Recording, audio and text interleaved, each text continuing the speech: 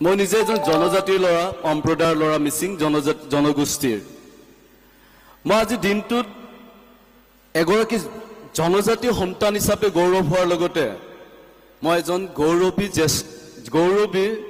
এজন ভাৰতীয় জনতা পাৰ্টীৰ কাৰ্যকৰ্তা আজি দিনটোত। কাৰণ আমি দেখা নাছিলোঁ, আমি সমাজ জীৱনত বলি দিয়াৰ পৰা দেখা নাছিলোঁ যে ভগৱান বিৰচা মুণ্ডাক, যাক ধৰতী হাবা বুলি কয়, যিজন ভগৱান বিৰচা মুণ্ডাই সমগ্ৰ দেশ জুৰি জনজাতিৰ শোষণ কৰা, যি ব্ৰিটিছৰ বিৰুদ্ধে যুদ্ধ কৰিছিল, এই ভগৱান বিৰচা মুণ্ডাৰ স্মৃতিত ভগৱান বিৰচা মুণ্ডাৰ যি সংগ্ৰামক সন্মান দিয়া যি ভাৰতীয় জনতা পাৰ্টি বা নৰেন্দ্ৰ মোদী ডাঙৰীয়াৰ নেতৃত্বত কেন্দ্ৰীয় চৰকাৰে আজিৰ দিনটোত জনজাতিক গৌৰৱ দিৱস হিচাপে পালন কৰিছে। ইয়াতকৈ আৰু মই জনজাতিৰ এজন পুত্ৰ সন্তান হিচাপে মই ইয়াতকৈ আৰু কি গৌৰৱ থাকিব পাৰে। আপোনালোকে জানে বিগত দিনবিলাকৰ 65টা বছৰ কংগ্ৰেছ চৰকাৰে ৰাজত্ব কৰিলে গোটেই ভাৰতবৰ্ষখন। কিন্তু আপোনালোকে শুনিছিলেনে যে কংগ্ৰেছ চৰকাৰে বা কংগ্ৰেছ দলে এগৰাকী মহান বীৰ পুৰুষ ভগৱান বিৰচা মুণ্ডাক এনেধৰণে জনজাতি গৌৰৱ দিৱস পালন কৰি এগৰাকী মহান ব্যক্তিক কেতিয়াবা কৃতিত্ব দিয়া শুনিছিলে নেকি? আপোনাক কেতিয়াও শুনা নাই। এয়া লজ্জাৰ বিষয় যে আপোনালোকে জানে যে গোটেই ভাৰতবৰ্ষত যে কংগ্ৰেছ দলে যেনেধৰণে জনজাতি মানুহক শোষণ কৰা আৰম্ভ কৰিছিল, অকল ভোট বেংকৰ স্বাৰ্থত ব্যৱহাৰ কৰা পৰিলক্ষিত হৈছিলে, য'ত জনজাতি এলেকাবিলাকত, জনজাতি অধ্যুষিত অঞ্চলসমূহত আমাৰ জনজাতি ৰাইজ কেতিয়াও শিক্ষাৰ পোহৰ বা কিবা উন্নয়নৰ পোহৰ দেখা নাছিলে।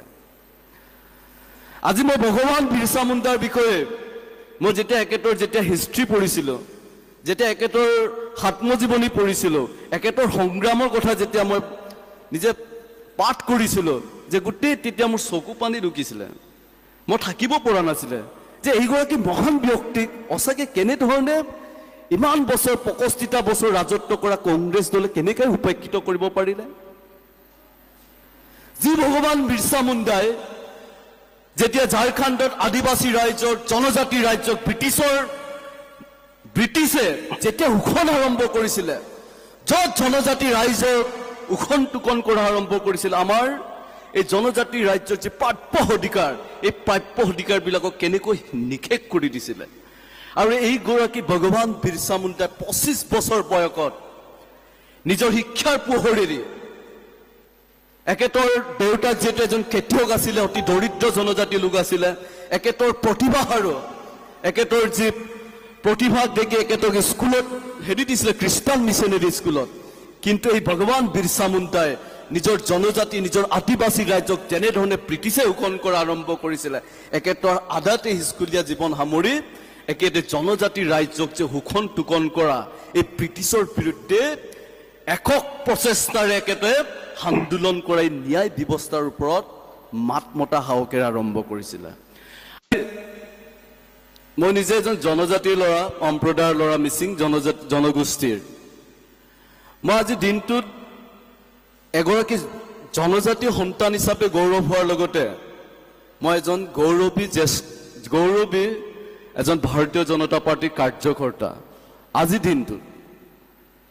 কাৰণ আমি দেখা নাছিলোঁ, আমি সমাজ জীৱনত বলি দিয়াৰ পৰা দেখা নাছিলোঁ যে ভগৱান বিৰচা মুণ্ডাক, যাক ধৰতী হাবা বুলি কয়, যিজন ভগৱান বিৰচা মুণ্ডাই সমগ্ৰ দেশ জুৰি জনজাতিৰ শোষণ কৰা, যি ব্ৰিটিছৰ বিৰুদ্ধে যুদ্ধ কৰিছিল,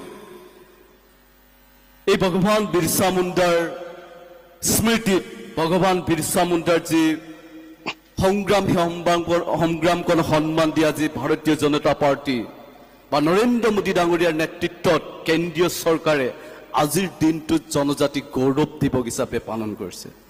ইয়াতকৈ আৰু মই জনজাতিৰ এজন পুত্ৰ সন্তান হিচাপে মই ইয়াতকৈ আৰু কি গৌৰৱ থাকিব পাৰে। আপোনালোকে জানে বিগত দিনবিলাকৰ 65টা বছৰ কংগ্ৰেছ চৰকাৰে ৰাজত্ব কৰিলে গোটেই ভাৰতবৰ্ষখন।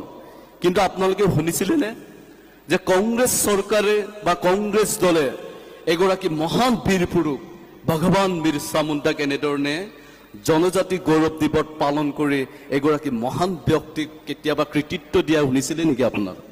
কেতিয়াও শুনা নাই। এয়া লজ্জাৰ বিষয় যে আপোনালোকে জানে যে গোটেই ভাৰতবৰ্ষত যে কংগ্ৰেছ দলে যেনেধৰণে জনজাতি মানুহক শোষণ তোষণ কৰা আৰম্ভ কৰিছিল, অকল ভোট বেংকৰ স্বাৰ্থত ব্যৱহাৰ কৰা পৰিলক্ষিত হৈছিলে, য'ত জনজাতি এলেকাবিলাকত জনজাতি সদ্যোষিত অঞ্চলসমূহত আমাৰ জনজাতি ৰাইজ কেতিয়াও শিক্ষাৰ পোহৰ বা কিবা উন্নয়নৰ পোহৰ দেখা নাছিলে। আজি মই ভগৱান বিৰচা মুণ্ডাৰ বিষয়ে মই যেতিয়া হিষ্ট্ৰী পঢ়িছিলোঁ, যেতিয়া এখেতৰ আত্মজীৱনী পঢ়িছিলোঁ, এখেতৰ সংগ্ৰামৰ কথা যেতিয়া মই নিজে পাঠ কৰিছিলোঁ, যে গোটেই তেতিয়া মোৰ চকু পানী ঢুকিছিলে, মই থাকিব পৰা নাছিলে যে এইগৰাকী মহান ব্যক্তিক সঁচাকৈ কেনেধৰণে ইমান বছৰ 65টা বছৰ ৰাজত্ব কৰা কংগ্ৰেছ দলে কেনেকৈ উপেক্ষিত কৰিব পাৰিলে।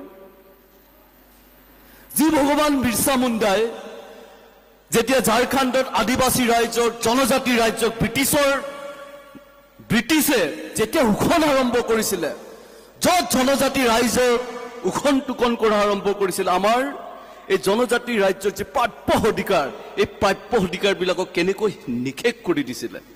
আৰু এইগৰাকী ভগৱান বিৰচা মুণ্ডাই 25 বছৰ বয়সত নিজৰ শিক্ষাৰ পোহৰেৰে, এখেতৰ দেউতাক যিহেতু এজন খেতিয়ক আছিলে, অতি দৰিদ্ৰ জনজাতি লোক আছিলে, এখেতৰ প্ৰতিভা আৰু এখেতৰ যি প্ৰতিভাক দেখি এখেতক স্কুলত দিছিলে, খ্ৰীষ্টান মিছনেৰী স্কুলত।